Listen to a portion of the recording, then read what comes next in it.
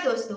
आज हम बात करने वाले हैं कि अगर आप बैंगलोर में आना चाहते हैं, आपको कोई जॉब लगा है या तो आप फ्रेशर है या 2-3 साल आपका जॉब का हुआ है और आप सोच रहे हैं कि इतना सैलरी में बैंगलोर में मैं रह पाऊँगा या नहीं रह पाऊँगा।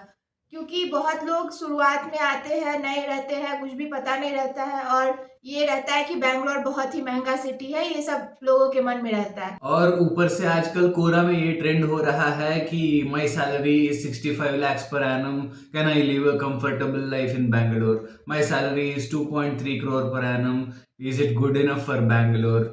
ऐसे कोरा के बारे में यहाँ पर एक चीज बताना जरूरी है। बाकी प्लेटफॉर्म सब में आप आंसर दे के पैसा कमाते हैं, कोरा में मोनेटाइजेशन क्वेश्चन पूछ के होता है। तो लोग ऐसे ही आलतू फालतू के क्वेश्चंस भी पूछते रहते हैं। आप जैसे कोरा पे ठीक से देखेंगे तो कितने सारे फालतू क्वेश्चंस रहते हैं, आप देख सकते हैं कि बहुत सारे तो इनअप्रोप्रिएट क्वेश्चंस भी रहते हैं। लेकिन ये क्वेश्चंस जो है थोड़ा ज्यादा ही आउटलैंडिश है। 65 लाख पर एनम की सैलरी पे तो आप इंडिया के कोई भी सिटी में, कितना भी महंगा सिटी हो, आराम से एक लैविश लाइफ जी सकते हैं। तो अब रियलिटी की बात करेंगे, क्योंकि किसी को मिल भी गया होगा 65 लाख या 2.3 करोड़ का पैकेज।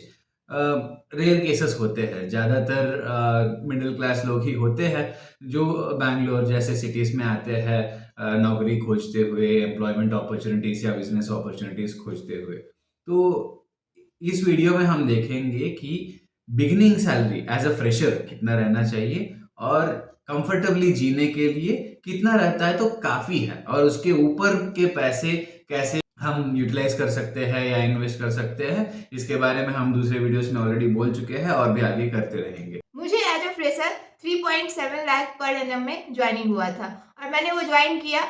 उसमें लमसम 25,000 मुझे इन हैंड याद नहीं है उतना, लेकिन 25,000 इनकम आ रहा था पर मंथ। उसमें मैं 1 BHK फ्लैट में रह रही थी, एक मेरी फ्रेंड थी उसके साथ में, और हम दोनों का ठीक ठाक चल जा रहा था। तो उसमें लगभग मान लीजिए 1 BHK रेंट में मुझे दोनों को मिला के 14,000 हमारा रेंट था, जिसमें 14,000 में 12,000 रेंट था, 2,000 water bill, electricity bill, LPG gas मंगवाते थे, वो सब आप मान लीजिए। तो हमारा अच्छे से चल जा रहा था। 6,000 7,000 दोनों मिला के हम दोनों ग्रोसरीज आइटम लेते थे। उसके बाद 1-2,000 इधर उधर एक्सपेंस रख लीजिए, कभी बाहर खाना हुआ, तो वैसे करके हमारा 18-19,000 में पूरा हो जाता था। बाकी पैसा मेरे हाथ में बच भी जाता था, अगर कुछ बाहर से कपड़ा नहीं ली या बाहर कहीं आउट नहीं गई या कभी घर नहीं गई। तो अगर घर जाना हुआ, जैसे मैं बिहार से हूँ, तो एक बार का आप जा नहीं सकते। अगर फ्लाइट लिए तो 20,000 आने जाने का, कैब बुक किए, अगर सुबह का फ्लाइट है कैब बुक किए तो उतना लग जाता था 20,000, अगर 4-5 महीने में एक बार घर गए तो। नहीं तो बाकी हमारा 18,000 खर्च होके 25 में से जो भी बचा वो बच ही जाता था। तो ऐसा नहीं है कि कहीं भी बहुत सिर्फ अमीर लोग ही रह रहे हैं या सिर्फ गरीब लोग ही रह रहे हैं। सब जगह आप अपने लाइफस्टाइल, अपने इनकम के अकॉर्डिंग खर्च करते हैं। और जब मैं फ्रेशर बन के यहाँ पर बैंगलोर में जॉब लेने की ट्राई किया था, मैं तो टीचर हूँ, टीचिंग फील्ड में ऐसे तो अच्छा जॉब्स मिलना मुश्किल है, अच्छा सैलरी मिलना मुश्किल मुश्किल है।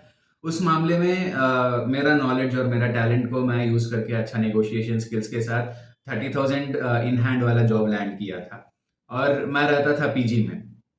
तो मेरा पीजी में रेंट रहता था मेरा कहीं 7.5। मैं 7.5 में ज्वाइन किया था, वो बढ़ते बढ़ते 9 तक भी गया था 3 साल में। तो मेरा सैलरी, ये तो कोविड टाइम था तो लगभग उतना ही लगा रहा था, और जब लॉकडाउन चल रहा था तब थोड़ा परसेंट सैलरी काट के भी दिए थे बहुत सारे स्कूल्स। मेरा भी एक जगह वैसे ही हुआ है। तो ये 7.5 पीजी रेंट के अलावा मेरा अपना खर्चा, जैसे रहने वहने की सामान हो, कपड़ा वपड़ा, ये सब कहीं 3,000 ज़्यादा से ज़्यादा होता था। और एक ये प्रॉब्लम था कि पीजी में लोग नॉनवेज खाने वाले भी रहते हैं, तो हफ्ते में 2 दिन डिनर में नॉनवेज मिलता था जो मैं नहीं खा पाता था, और मुझे तो खाना बहुत पसंद है। तो या तो मैं ज़ोमैटो से ऑर्डर कर लेता था, नहीं तो अगर फ्री था तो बाहर जाके खाना खा के आता था। तो इसमें मेरा लगभग महीने का 3-4,000 खर्च हो जाता था। मतलब मैं इतना भी कंजर्वेटिव स्पेंडिंग नहीं कर रहा था, या उतना भी हाथ पकड़ के नहीं खर्च कर रहा था। मैं फ्रीली खर्च कर रहा था खाने के लिए, चाहे रहने के लिए। लेकिन सेविंग खूब होता था, क्योंकि मुझे दूसरे चीज़ों का खर्च नहीं रहता था, खाना, रहने का, ये सब पीजी में ऑलरेडी सुविधा रहता है, टीवी सब का भी। और रिचार्ज तो ऐसे ही वो सिंपल सी चीज़ है, महीने में उस टाइम तो और कम रहता था रिचार्ज के पैसे। तो इस हिसाब से वाईफ़ाई भी रहता था पीजी में, तो खर्चा ज़्यादा नहीं रहता था, सेविंग्स ज़्यादा होता था और उन्हीं सेविंग्स को यूज़ करके मैं एक टू व्हीलर भी ले लिया था शादी से पहले ही। तो 30,000 में आप अगर आप सिंगल हो, अगर आप पीजी में रह रहे हो, तो बहुत सारा पैसा बचता है आपके हाथ में। कुल मिलाकर आप अय्याशी भी करेंगे तो मैक्सिमम 15,000 आप खर्च कर सकते हैं, उससे ज़्यादा आप खर्च कर भी नहीं पाएँगे। खर्च करने का मौका अगर निकालना है, हाँ, पीना-वीना है या ऐश करना है, पब-वब जाना है, तो वो बहुत ज़्यादा हो जाएगा 30,000 की सैलरी के लिए, वैसे उम्मीद नहीं रखना है। वो सब करने के लिए अलग सैलरी होता है। लेकिन अगर आप सिंगल हैं, पीजी में रहना चाहते हैं तो 25,000 भी मेरे ख्याल से बहुत अच्छा सैलरी है स्टार्ट करने के लिए। तो वही है, अगर आप पीजी में रह रहे हैं, जैसे मैं भी स्टार्टिंग में जब जॉब से पहले कुछ दिन रही थी, तो पीजी में 3 मंथ 4 मंथ रही। तो उसमें क्या होता है कि आप अगर 12, अभी तो 2024 के हिसाब से अगर 12 के 15 के 12,000 15,000 में जाएँगे, तो आपको टीवी, वाई-फाई, थोड़ा अच्छा खाना भी मिल जाएगा। और लड़कियों के लिए पीजी का कॉस्ट थोड़ा ज़्यादा रहता है, हम लड़कों के लिए बहुत कम रहता है। हम तो 3 शेयरिंग, 4 शेयरिंग, 5 शेयरिंग में भी आराम से रह लेंगे, लेकिन लड़कियाँ ऐसे नहीं रह सकती है। तो इसको अपने दोस्त के साथ 2 शेयरिंग में रहना था, तो ये 12K वाला ली थी उसी टाइम। अभी वो तो 15-16 समझिए। तो टू बी अगर टू शेयरिंग है तो आपको थोड़ा कॉस्टली पड़ जाता है, और उसमें अगर खाना बहुत ही अच्छा, मतलब मैं बोलूँगी जहाँ मैं थी वहाँ खाना बहुत ही अच्छा था। तो उधर मुझे ज़्यादा भी बाहर का खर्च, एक दिन संडे को उधर वीक ऑफ रहता था, हम जो भी बनाते हैं कुक वगैरह का, तो एक दिन मुझे लगता था कि बाहर से खाना पड़ेगा, बाकी वो भी एक दिन में एक ही टाइम, बाकी मुझे खाना मिल जाता था और सब डेज़ में। तो उधर थोड़ा अगर आप अच्छे जगह जाएँगे, वही अगर आप लोकेशन वाइज़ अच्छे जगह जाएँगे, जैसे बीटीएम है, इधर मारथली साइड है, तो वो सब जगह पे आपको थोड़ा हाई कॉस्ट मिलेगा। लेकिन हाँ, अगर आप फैसिलिटी अच्छे से ले रहे हैं, तो आपको बाहर उतना खर्च करना बच जाएगा। जैसे आप अगर आते हैं ऑफिस के आसपास ले लेते हैं, तो आपका ऑटोमेटिक ट्रांसपोर्टेशन चार्ज कम जाएगा, और आप अगर उधर ही आपको वाईफाई, टीवी ये सब मिल रहा है, तो आपको खुद का खर्च वो सब भी बच जाता है। और कॉर्पोरेट कंपनीज में एक ये भी रहता है कि ब्रेकफास्ट, स्नैक्स या लंच प्रोवाइड करते हैं, तो वहाँ पर आपका खाना का खर्च भी कम हो जाएगा। तो जैसे मैं पीजी में थी, तो वहाँ एक गैस स्टोव भी प्रोवाइड था। अगर किसी को कुछ खुद से भी मन है कुक करके खाने का, तो अपना सामान ले आओ और उधर बनाकर खा लो। तो कुछ ऐसा भी पीजी रहता है जो आपको एक गैस सिलेंडर भी प्रोवाइड करता है, तो वो आप आकर देख सकते हैं। नॉर्मल मैं बात करूँगी कि आपको 10 टू 15K के अंदर पीजी मिल जाएगा, और स्टार्टिंग के 3 मंथ आप पीजी में रहे, उसके बाद हो सकता है आपके कोई दोस्ती हो जाए किसी लड़की से, या कोई आपकी कज़न है, तो आप उसके साथ 1 बीएचके फ्लैट में जा सकते हैं। तो फ्लैट की बात करेंगे तो फ्लैट 2-3 टाइप्स के हैं। एक है कि ओल्ड बिल्डिंग अगर आप ले रहे हैं फ्लैट में, तो आपको थोड़ा कम रेंट में मिल जाएगा, कम डिपॉज़िट देना पड़ेगा। बैंगलोर में क्या है कि आपको रेंट अगर लेना है तो 2 चीज़ लगता है। एक तो आपको डिपॉज़िट देना पड़ता है, और दूसरा एग्रीमेंट बनता है। 11 मंथ का एक एग्रीमेंट बनता है। अगर उससे पहले आप घर छोड़ रहे हैं, तो आपको 1 मंथ का पूरा जो पेमेंट रहता है 1 मंथ का रेंट का, वो आपको कट जाएगा। तो ऐसे डिपॉज़िट भी जो रहता है 3 मंथ का जो रेंट है, मान लीजिए 1 बीएचके का 15,000 अगर है 1 मंथ का रेंट, तो 15 इंटू 3 45,000 50,000 मिनिमम आपका रहता ही है डिपॉज़िट देना। वो आपको वंस जब आप स्टार्ट कर रहे होते हैं एट अ टाइम दे देना होता है। बहुत अच्छा अगर आपको ऑनर मिल गया तो बोल सकता है कि ठीक है आप 10 दिन बाद भी दे दीजिए, अभी आधा दे दीजिए, अभी उसके बाद आधा। लेकिन जनरली उतना अच्छा जल्दी नहीं मिलता है ऑनर, तो आपको उतना लेकर चलना है, 3 टू 6 मंथ तक आपको माँगेगा। वही अगर न्यू बिल्डिंग है, अच्छे से इंटीरियर किया हुआ है, लाइटिंग है, सब कुछ अच्छा, कबर्ड सब कुछ अच्छा बना हुआ है, किचन में वार्डरोब तो उसका रेंट ज़्यादा होता है। फर्श अच्छा बना है, तो उसका रेंट ज़्यादा होगा, और वो आपको मिनिमम 6 मंथ का रेंट आपको डिपॉज़िट के रूप में लेता है। तो समझिए 1 लाख तक आपको डिपॉज़िट भी लग सकता है। तो आप पहले पीजी में ही रहिए, उसके बाद आप हंटिंग कर सकते हैं कि किधर अच्छा रहेगा। होम ओनर्स का अब कोविड के बाद वापस सीन वापस आ गए हैं। तो मैं जब 1 आर के लेने की देख रहा था कोविड के टाइम पे, क्योंकि पीजी में रहना थोड़ा रिस्की हो गया था, अपने से अलग से रहना है, तो मैं अपने लिए बैचलर ही हूँ, तो वह एक 1 आर के ले लेंगे बोल के देख रहा था 5 टू 6,000 के रेंज में। और ये तो कोविड चल रहा था, तो ओनर जो था 20,000 में मान गया था डिपॉज़िट के लिए। और वही तुरंत फर्स्ट वेव के बाद या तुरंत सेकंड वेव के बाद 1 बीएचके सबका भी ज़्यादा नहीं था, मैक्सिमम 3 महीने का डिपॉज़िट रहता था। लेकिन अब सब कुछ वापस नॉर्मल पे आ गया है, तो उन लोगों का भी भाव फिर से बढ़ गया है। जो 1 बीएचके मैक्सिमम 9 टू 10 के में रेंट में मिलता था, अब वापस वो 12,000 15,000 पे आया है। आप बेलंदुर एरिया में जाके देखेंगे, जहाँ पर ज़्यादा टेक पार्क्स है, वहाँ एक मैच बॉक्स जितना 2 बीएचके था और उसका रेंट था कोविड टाइम में भी 13,000। अब उसका रेंट कहीं 25 से 30,000 हो गया होगा। तो इस तरह रहता है, तो वो लोग भी मार्केट देख के अपना डिपॉजिट भाव बढ़ा देते हैं, और जो जाते हैं देखने के लिए वो लोग भी कम करवाने की कोशिश करेंगे, तो वो लोग ऐसे भी ज़्यादा बोलते हैं। और ये अपने सर्च करने के और नेगोशिएट करने के तरीकों पे डिपेंड करता है। एक ही मोड नहीं रखिए सर्च करने का। ऑनलाइन पे बहुत सारे प्लेटफॉर्म्स है, वो सबको एक्सप्लोर कीजिए, और अपने ऑफिस के आसपास भी अपना पैदल जाके या साइकिल टू व्हीलर जो भी लेके थोड़ा घूम लीजिए, देख लीजिए, टूलेट बोर्ड देख कर उनसे बात कर लीजिए, और नेगोशिएट करके अप्रिशिएबल रेंज में ही लाने की कोशिश कीजिए। 1 बीएचके को 10 के से ज़्यादा लेना कोई फ़ायदा मददगार नहीं है, और इस रेंट के बारे में हम ऑलरेडी बात कर भी चुके हैं कि कितना पैसा लॉस होता है रेंट में। सो इधर क्या है, आपको अगर तुरंत में रेंट लेना है तो ब्रोकरेज चार्ज खूब चलता है। 1 मंथ का रेंट आपको सिर्फ ब्रोकरेज चार्ज में देना पड़ेगा। उससे अच्छा आप क्या कर सकते हैं, कुछ कुछ ऐप है जैसे नो ब्रोकर, फ्लैट, ये सब करके ऐप है, या क्विकर। तो यहाँ आप सर्च कर सकते हैं। कुछ पहले तो 3-4 आपको फ्री में दिखाएंगे, उसके बाद सब्सक्रिप्शन चार्ज रहता है। मैं यहाँ कोई प्रोमोट नहीं कर रही हूँ। जब मैं और मेरी एक फ्रेंड थी, तो हम लोग ने ऐसे ढूंढा था, सब्सक्रिप्शन 1,1500 में आ गया था। ब्रोकरेज चार्ज अगर देते तो 1 मंथ का रेंट मतलब 12,000 हमें सिर्फ ब्रोकरेज देना पड़ता, तो वो 12,000 हमारा उससे बच गया था। तो ये सब रहता है। आप आसानी से आके 15K तक भी रह सकते हैं। आपको मेन क्या है, अगर आप पीजी ले लिए तो आपको उसमें फूड वगैरह सब मिल गया। पीजी का रेंट मान लीजिए 12K है, तो उसके अलावा अगर आप दूर है ऑफिस से तो आपको 3,000 रख लीजिए बस चार्ज। अगर आप बस से नहीं जा रहे हैं, टू व्हीलर भी कुछ कुछ टाइप्स के आते हैं जो कि आप रेंट कर सकते हैं। वो कभी कभी हो सकता है कि आपको अवेलेबल नहीं रहे, आपका घर अंदर है, वहाँ स्टेशन नहीं है, वहाँ स्टॉपेज नहीं है, तो परेशानी हो सकता है। लेकिन हाँ, ओला और ऑटो ये सब लेंगे तो 3,000 नहीं 6,000 लगेगा, 6 से 7,000 लग जाएगा। तो ये सब पॉइंट रहता है। और बैंगलोर में कम्यूट या ट्रांसपोर्ट के लिए बिल्कुल टेंशन लेने की ज़रूरत नहीं है।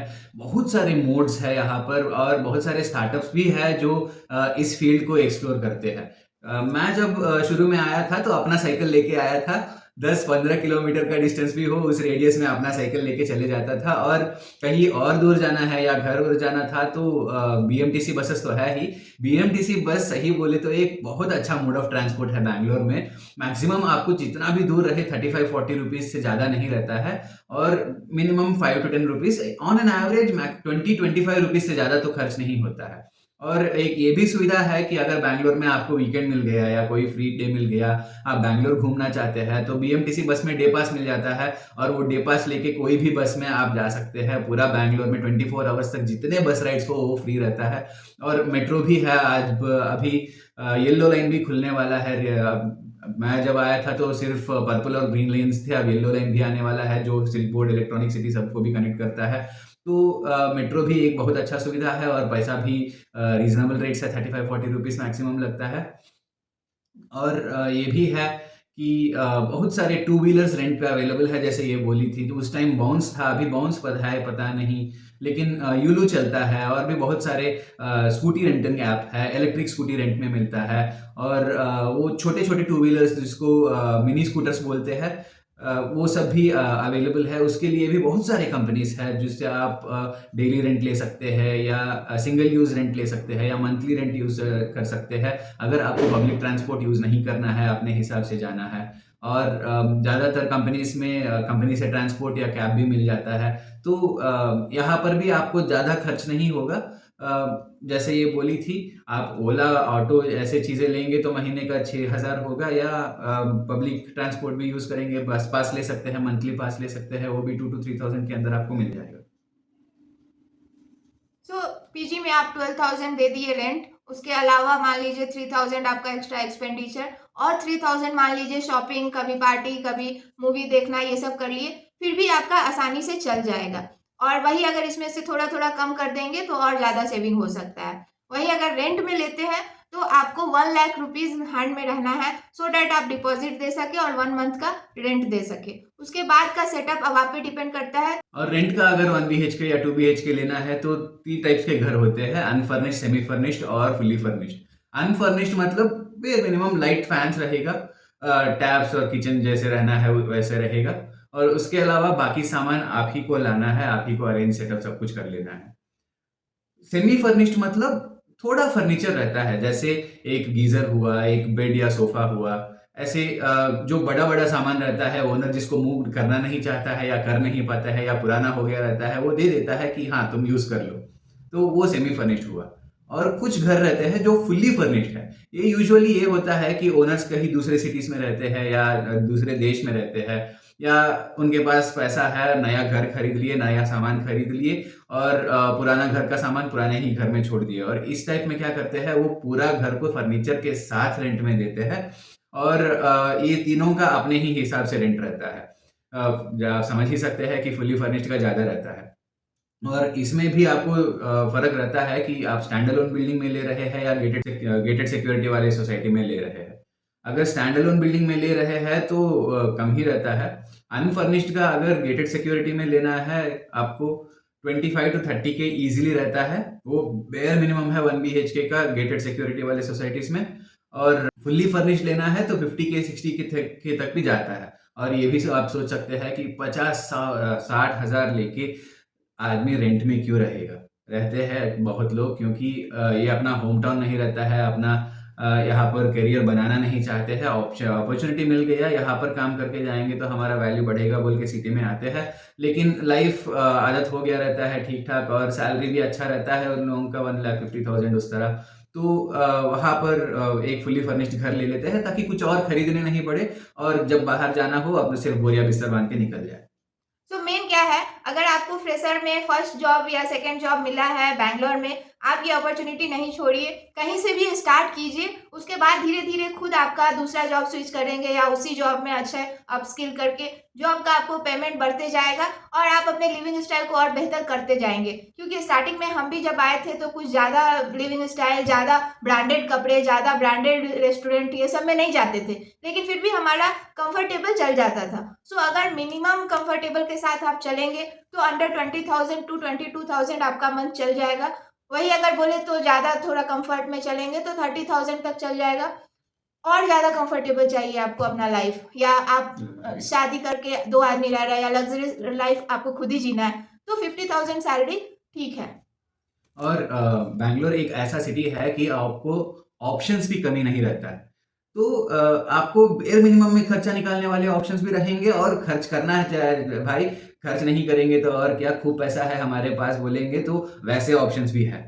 आपको वही डोसा 40 रुपए में मिलने वाले जगह भी है, वही डोसा 400 रुपए में मिलने वाली जगह भी है।